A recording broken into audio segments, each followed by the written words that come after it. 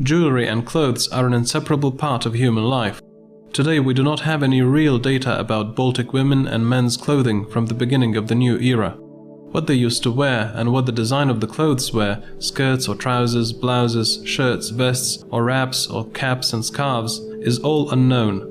What we cannot find in the archaeology of our area, we can look for in the experience of other countries. And this bears witness to the complexity of clothes that the Neolithic people from the Alps wore. Danish men and women from the early Bronze Age wore everything: caps, skirts, trousers, cloaks and shoes. We do not have any knowledge about the way the people of the Juros River culture dressed from the 1st to the 3rd centuries, what clothes they wore and from what materials they were made: wool or linen, processed leather or unprocessed leather, or fur. But when there are no clothes, metal elements and jewelry designed for them tell us about the clothes. In the Doglokis culture cemetery, there is a lot of jewelry and accessories for clothing, which sometimes is even hard to distinguish from jewelry made by skillful goldsmiths, and enamel and glass bead necklace collections imported by merchants. In the jeweler's world, it is common to say head, neck, chest, hand, waist or foot jewelry. These groups of jewelry were inherited from ancient times and were well known to the aristocracy of the Doglokis civilization. These people used to wear and dress themselves up with jewelry from all of these groups. Doglokis women were familiar with caps, scarves and veils. Caps were the most complicated and artistic among these items of clothing. The base of a woolen cap was completely studded with little brass discs with elevated hemispheres in the center. About 1,100 such discs were attached. 2 rows of ornamental brass discs separated the 2 sides of a cap along the middle of the head. On the temple area, groups of ornamental discs composing a geometrical motif were laid out. The area of the back of the head was finished with 2 big ornamental brass discs. In the front, in the forehead area and up to the temple, people used to hang, at equal distance from one another, 14 snail-shaped dual-looped coils, which are indisputably considered to be the jewelry of the Baltic region. Such discoveries are very rare not only among our artifacts. Caps from the 1st to the 4th centuries are known only in a few places in Europe, in Blackmare in Germany, Juve in Sweden, Kompolje in Yugoslavia, Volga-Kama Basin in Russia, and on the Lithuanian seaside in Cherney.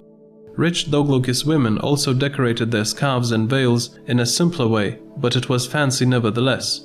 They used to stud the edges of shawls with the same kind of tiny discs with a hemisphere in the middle, just like on the cap, and they used to push the same kind of dual coils through the edges. They also liked headbands that held the hair back. Women used to stud the edges of their headbands with brass coils, and in the back they used to make a design from hanging brass and amber coils. Neck jewelry, necklaces and chokers were made from different materials. It could have been amber, enamel, glass or brass. Necklaces were rarely made only from imported enamel or glass. Most often they were put together with brass beads, spirals and pendants. Necklaces made by local jewelers, which consisted of openwork and stick-shaped pendants, were really impressive. The peak of creativity of ancient jewelers unfolds in the sculpting of metal chokers with pendants. In a collection of 5 chokers, not one is the same.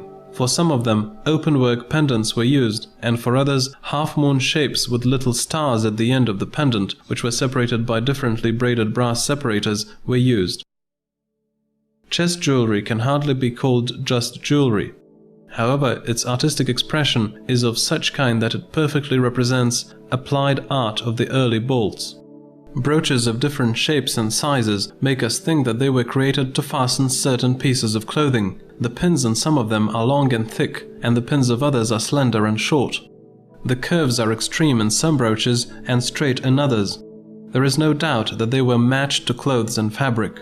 Some of them were designed for light summer clothes, while others were designed to fasten winter cloaks or spring or autumn clothes. Besides brooches, pins were also widely used to fasten clothes. They are also different in shape, size and mass. Pins with pendants and interconnecting systems of little chains are the most artistic. Their heads are round openwork.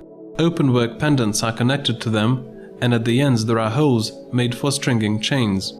Sometimes such pieces of jewelry are called chest sashes. They are quite rare in our archaeology, and it is possible that they were used for holding fancy shawls over the shoulders. The eye pattern that dominates in bracelet ornamentation is matched with rows and groups of cuts of different shapes that often create a net pattern. The designs of bracelets add variety to unquestionable artistic taste. Occasionally, ancient artists created sets of bracelets that consisted of a few rows. Starting at the wrist and working towards the elbow, they gradually increased the diameter of the bracelets, chose echoing ornament, and in this way created something similar to an armband. When viewing an armband composed of connected bracelets, it seems as if a grass snake is coiled around the arm. Grass snakes in our worldview are symbols of life and the sun. Rings and belts had an exceptional meaning in those distant times. Most rings are not distinguished by their uniqueness. They were simply twisted from strips or spirals of brass. However, in the graves of rich society members, especially fancy rings have been found. Massive signet, cross-shaped and openwork rings are the most rare pieces of women's jewelry among our artifacts. A similar situation occurs with belt buckles. Usually metal belts in rich men's graves feature luxurious brass buckles with little discs. There is no doubt that these were not only pieces of jewelry, but they were also indicators of social status and a type of insignia of nobility. When returning to the question of what clothing the first bolts of the new era wore, we will not hear the answer. However, jewelry itself and a wide variety of brass accessories convince us that the Juros River Basin civilization wore clothes designed for all seasons and different types of weather.